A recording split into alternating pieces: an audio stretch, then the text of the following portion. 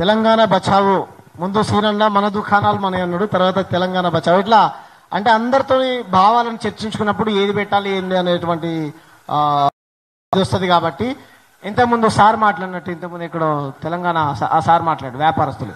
నేను ఏం చెప్తున్నానంటే ఈ దేశంలో మార్వాడి, రాజస్థాన్, గుజరాతీ వ్యాపారస్తులే కానీ వాళ్ళే కానీ అసలు ఈ దేశాన్ని గౌరవించరు. వాళ్ళు దేశాన్ని గౌరవించరు. ఎందుకంటే సోయాబుద్దీన్ అని చెప్పేసి రాజస్థాన్ నుంచి వచ్చినటువంటి ఒక పెద్ద తీవ్రవాద అంటే గుండా ఆ సోయాబుద్దీన్ చంపింది ఎందుకో తెలుసా మీకు?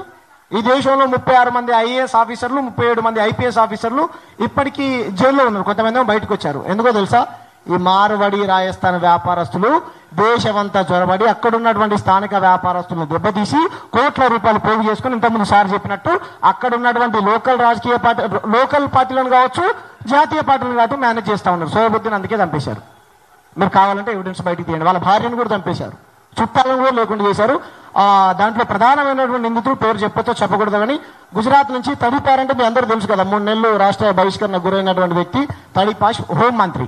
ఇక్కడ ఉన్నటువంటి వ్యాపారస్తులు కూడా డీజీపీ గారికి లెటర్ ఇస్తే మన పిడమర్తి రవణని హౌస్ అరెస్ట్ చేశారు. నన్ను పొద్దునట్టు 3 గంటలకు ఎత్తుకున్నారు, పొద్దురావణని 12 గంటలకు, జీలకర్ర సీనని గాలింపులు, మాట్లాడే వాళ్ళ మీద కేసులు, పాట పాడినటువంటి వ్యక్తుల మీద కేసులు. కాబట్టి మేమేమంటున్నాం అంటే ఈ దేశం మొత్తం వాళ్ళ చేతిలో వెళ్ళిపోయింది. ఏమన్నా ప్రజాస్వామ్యం లేదు ఈ దేశంలో, మాట్లాడేటువంటి స్వేచ్ఛ లేదు. మన హక్కుల్ని అడిగితే కూడా అక్రమంగా కేసులు పెడతా ఉన్నారు, పైగా దాడులు చేస్తా ఉన్నారు, బూతులు మాట్లాడుతూ ఉన్నారు. ప్రధానంగా మా సంస్కృతి అయితే అది కాదు పోయి.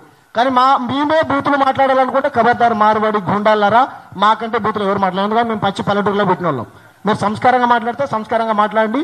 ఈ ఉద్యమం యొక్క ఉద్దేశం ఏందో అని అనుకుంటే చర్చ పెట్టండి. కొన్ని ఛానల్స్ ఉన్నాయి, అవి మార్వాడి ఛానల్. ఆయన ఎవరు? పక్క సనాతన ధర్మాన్ని, వర్ణ వ్యవస్థను సమర్థించేటువంటి ఛానల్ అది. అంబేద్కర్ని తిడతా సంపుతా అన్నటువంటి వ్యక్తులను తీసుకొచ్చి ఛానల్లో కూర్చోబెట్టుకున్నాం. దళిత మహిళలు ఏమంటారు వ్యభిచారం చేస్తారన్నటువంటి వ్యక్తులు తీసుకొచ్చి కూర్చోబెట్టుకున్నాం. వాళ్ళు మాట్లాడుతూ ఉన్నారు, కోంటలను తిట్టారు కదా, కోంటలు అవునరా మా ఊళ్ళో కోంటాయన మేము తిట్టుకుంటాం, కలిసి ఉంటాం, కొట్టుకుంటాం. కోంటలు చచ్చిపోతే మా మాదిగానలు పోయి డప్పు కొడతారు, మా బ్యాగురోళ్ళు పోయి బొంద తీస్తారు, వాళ్ళ పిల్లైనా మమ్మల్ని పిలుస్తాడు, ఇంత బోవ పెడతాడు. మా పిల్ల పేరు మా అక్కకో చెల్లకో పెళ్ళి అయితే ఆయన వస్తాడు. మా కులాలకు ప్రతి ఒక్కరు సంబంధం ఉంటుంది. మా ఊళ్ళో మేము కొట్టుకుంటాం, కలిసి ఉంటాం. మీరెవరు? మార్వాడిస్ మీరెవరు? ఏ బంధం ఉంది మాతోని మీకు? కాబట్టి 350 ఏళ్ల కింద నిజాం మిమ్మల్ని రానిచ్చింది కదా, 350 ఏళ్ల కింద వస్తే మీరు ఇంకా తెలుగు ఎందుకు స్పష్టంగా నేర్చుకోలే? తెలుగు నేర్చుకోవాలి కదా. ఇక్కడ ఉన్నటువంటి పండుగ కూడా తెలియదు వానికి. బతుకమ్మ పాట పాడరా అంటే పాడతలేడు. పూరగాడు పాడతారు మా దగ్గర ఉన్న బతుకమ్మ పండుగ.